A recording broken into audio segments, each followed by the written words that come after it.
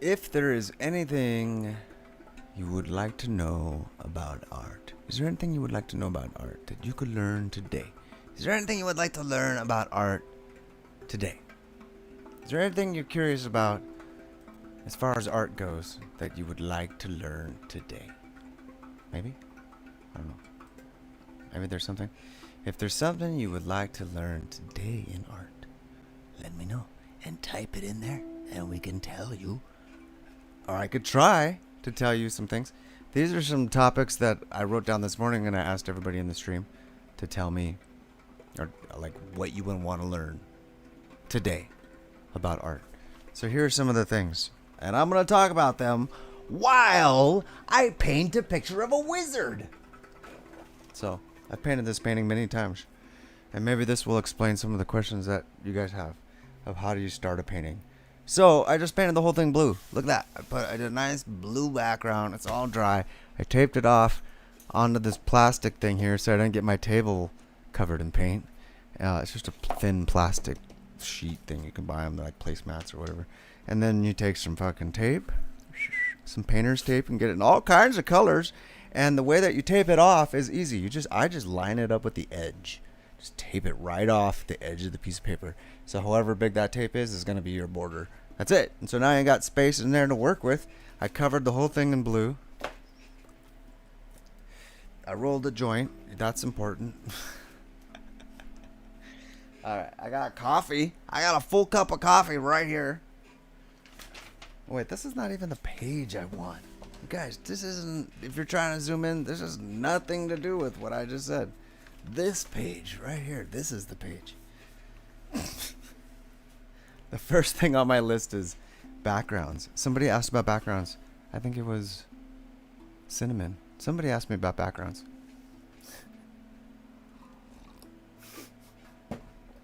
And the random background laughter. All right, so this is the backgrounds. So like some people like to like add the background with whatever subject matter. There's a couple things I do with backgrounds. It's good to have the background be a color opposing whatever your subject matter is going to be. So like what would work really good on this, because it's blue, would be to paint an orange koi fish on top of there, and then it would just pop right off the canvas. It would be great. But I'm not going to do that. I'm going to paint a wizard. But I'm going to do like an underpainting first. I'm going to show you how that's done.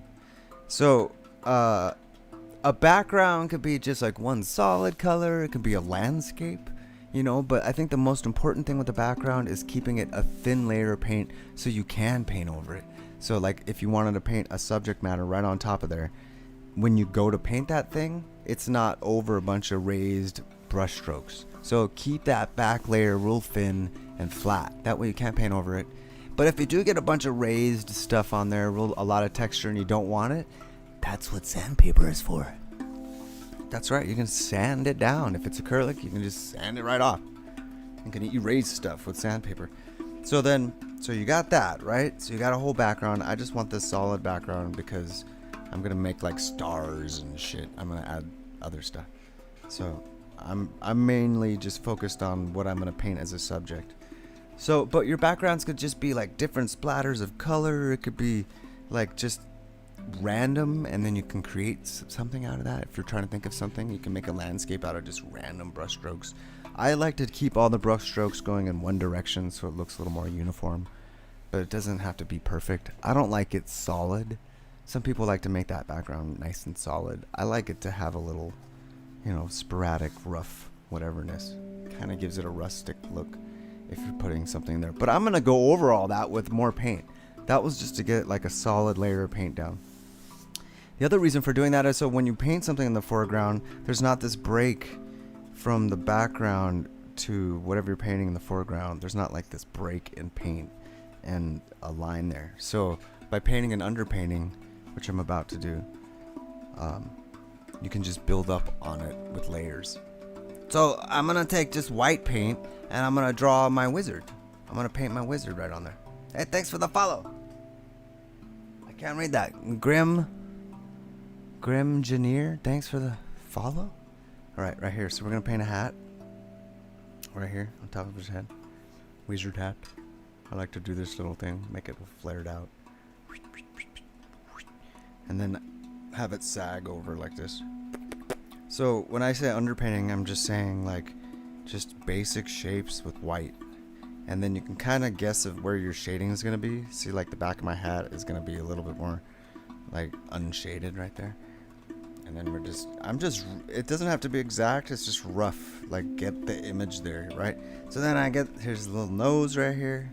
Put his little nose, his eye, and a little cheek. And I've painted this guy like a million times. So I'm not trying to like guess where things are going. I've just done this a bunch. So like, I already know where things are gonna happen. Got his beard right here. Just make it up. There's a big old beard. And then he's got like his hand. I've done this a million times, so I already know what the hand's gonna look like. Put staff right there. There's a staff. And then he's got like, maybe he's got a big old backpack on. So he's got his pack coming up behind his shoulder. There's his shoulder right here. And we're gonna make him like all cartoony, so we're gonna give him a little short body like this, a little short, stout, cartoony body, and then we're gonna give him some little legs like that. Stick some boots on him. Whoop whoop whoop whoop whoop whoop whoop. Some boots, and then we'll just kind of fill in some stuff here, and we'll finish this backpack. He's got to have his little sleep roll down there, back behind him, and then maybe he'll have his cat back here on his cat just sitting on his backpack back there, just hanging out. All right, so there he is. So we're gonna finish his beard, go all the way up like that. Just sketch it out real loose. Doesn't need to be perfect. Just need to get the idea on there. Maybe he's got a little break in his robe right there. Flare out his robe a little bit more. And it's got his sleeve coming around here on this side. And then he's got like a crystal up here all with the energy around it all. Alright, cool. There he is. Good to go. So there's your first layer. You got that, right? Good. So there's a wizard. Like I said, I painted that guy a million times. So it's just a rough idea of, what you want. I'm just kind of getting all that texture out. I just want all that texture to come out. And it's okay that it's rough and ghosty, and it's just the first fucking draft. It's just the first layer. You let that dry. So then I'll talk to you about the next thing. Character design. Somebody asked me to talk about characters and how to make up characters. And what I would suggest is doing what I've done over my whole life ever since I was a little kid. I just love drawing cartoon characters. I love cartoons. They're like my favorite thing ever. So over 40 years of watching cartoons, probably longer than that, you're attracted to certain Popeye, Super Chicken. There's certain ones that I really like that I like more than others. And it's usually because of how they're drawn. The way that their eyes are. Like Felix the Cat's eyes, how they're like a little Pac-Man or something. I really like those ones. Like sometimes you like characters with big eyes or just dots for eyes. Like go find all the characters that you've ever liked your whole life in every cartoon you've ever liked, or children's book or anything that you've been attracted to, and draw those eyes. Draw all those eyes from that cartoon. Draw all those mouths from all those characters of all those cartoons. Draw all the different face parts and body parts, all those different styles of boots and legs and arms and hands, and then combine all those to make your own character. So take all your favorite ones and then make your own character out of it. And so like over the years I've done the same characters because it's like my favorite thing to draw. It's just like the ears that go like this. I like these little lines in the ears. I always do either this nose straight up and then, or like a mouth like that, or I'll do a nose like this, and then I'll either do like the eyes closed and like a big old happy face, or like the eyes like just barely peeking out like that. That's like one of my favorites. And then I always like to do like the little tiny chin like that, like just little things like that. How you do the hair, I like my hair to be always messy, just like all over the place, and then sometimes you you come up with certain character looks and you want to just repeat them over and over. Like sometimes to draw little girls, you don't even need to draw the nose. You just need to draw like a little line there, and then put some little lips on there, and then some big old cheeks and a little tiny chin, and then you can always make something look cute if you put little tiny ears and big cheeks, and then like big giant foreheads. You can always make something look cute.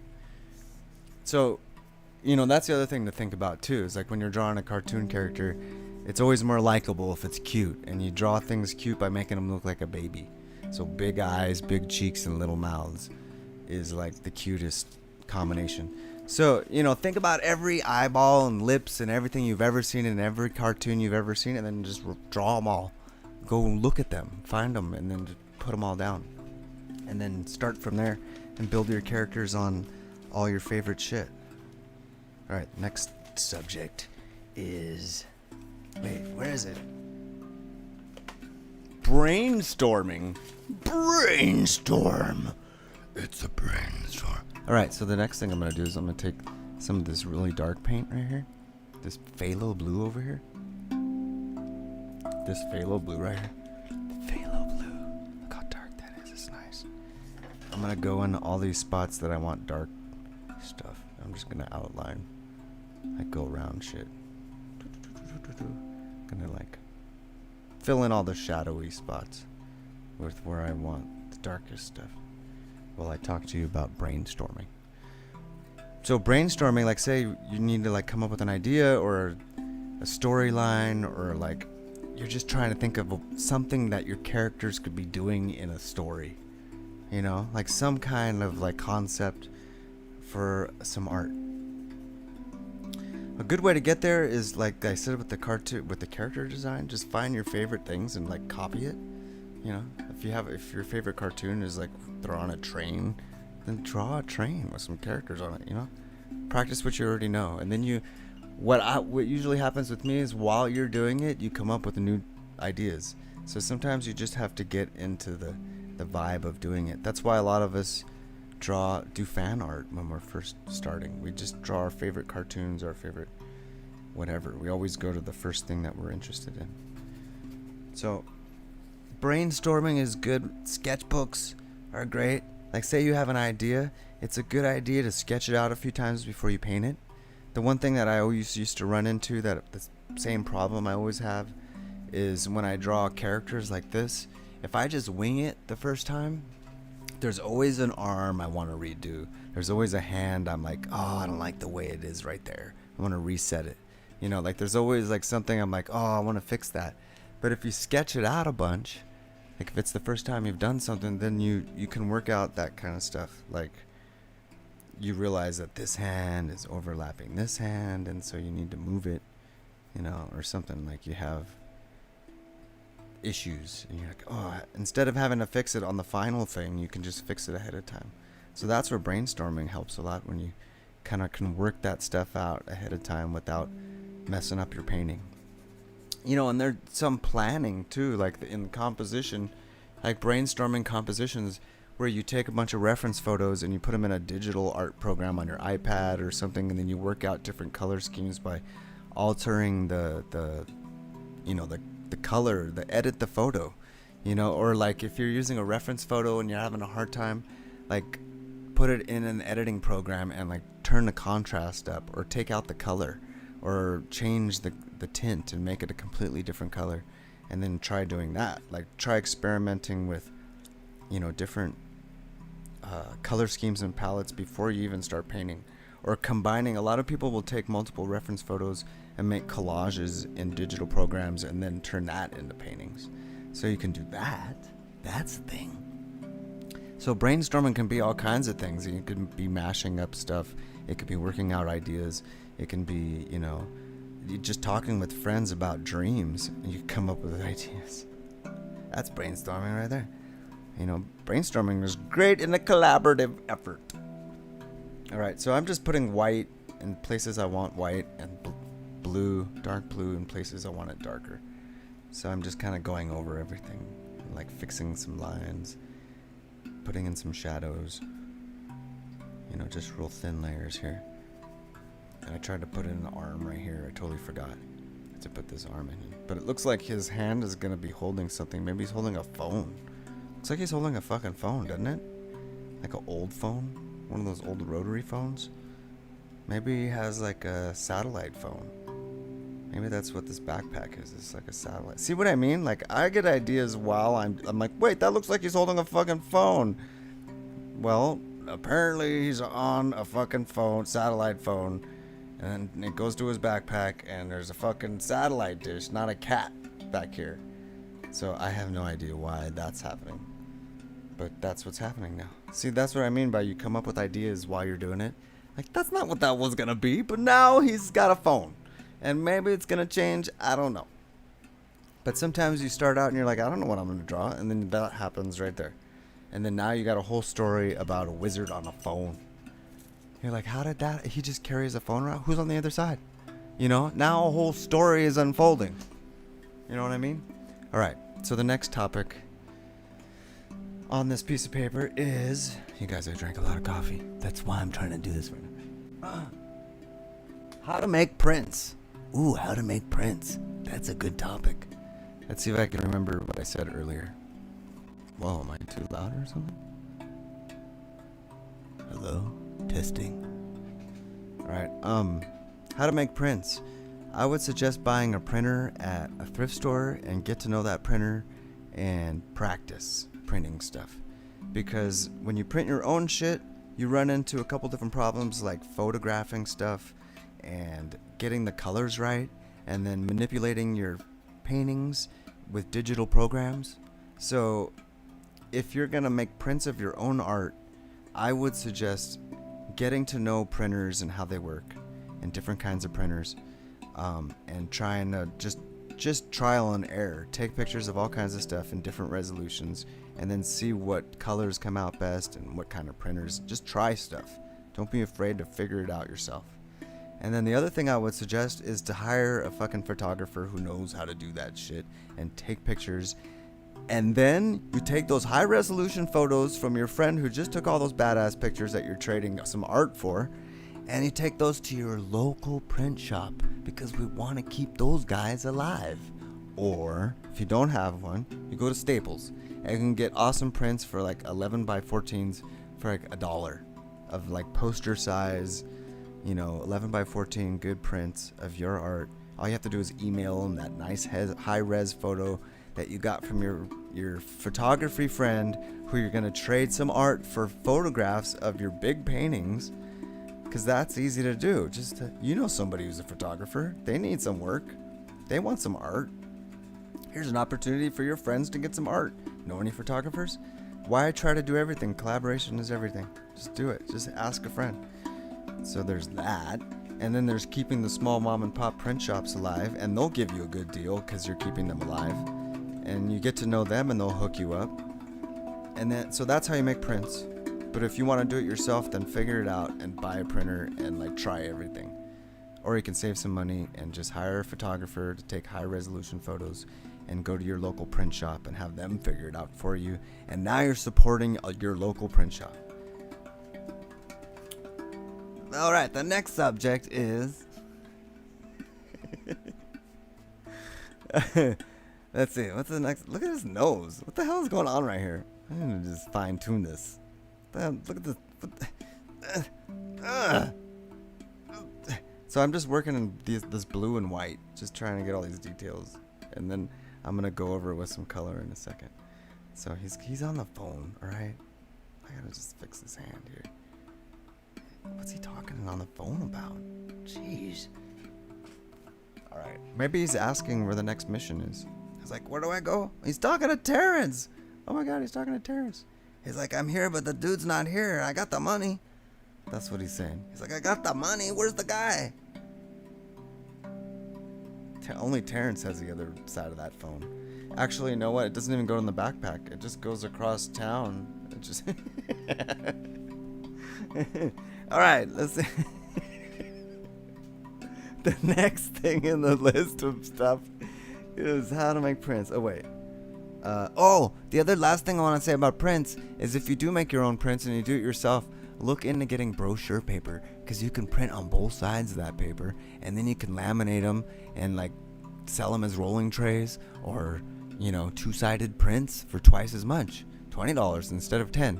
All right, so then there's that. Okay, and then that's it. That's all I got. Oh, the other idea I have is, if you ever need ideas for anything, just ask me, because I have ideas for everything.